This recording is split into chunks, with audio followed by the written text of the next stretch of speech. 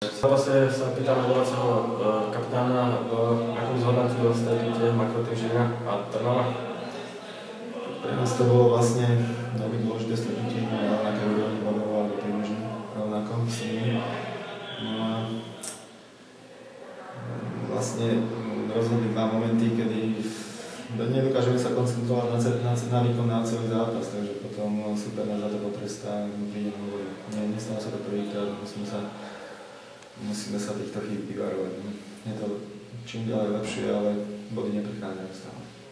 Na konci stretnutia Makrotým hral vynikajúco, bolo tam strašne spústa šancí, ktoré mal.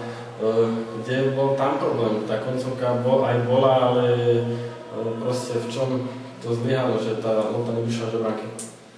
Samozrejme, tlačil náš čas, takže ten záver je potom taký nervózny, človek sa snaží, ale možno tomu chýba trošku tej koncentrácie, ktorá tam chýbala pri tej nervozite a aj trošku šťastia. Ale sa musím pochváliť aj brankára, dali reprezentačný brankár vlastne vynikajúci výkon. Znova zo stretnutí z technických príčin zlyhala tá vlna, myslíš, že to poznačilo ako stretnutie? Myslím, že nie.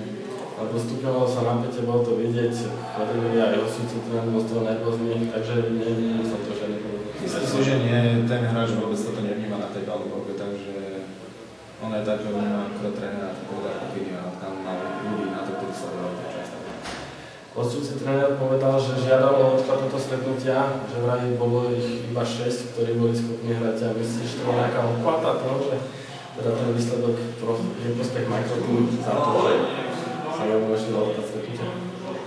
Neviem, k tomu sa vyjadriť, toto počujem prvýkrát dnes a je to zrejme vec vedenia našeho, že som tam nejaký problém nevidel, že neviem sa k tomu vyjadriť. Takže do môjho roka teda prejme veľa úspechov, ešte zápas v tomto roku dúfame, že úspešný.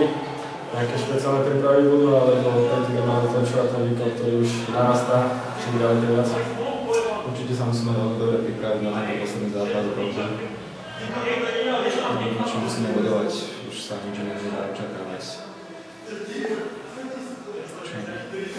Domáci zápas bude hneď v novom roku, takže prajem veľa šťastia, aby sa pravilo v novom roku trošku lepšie.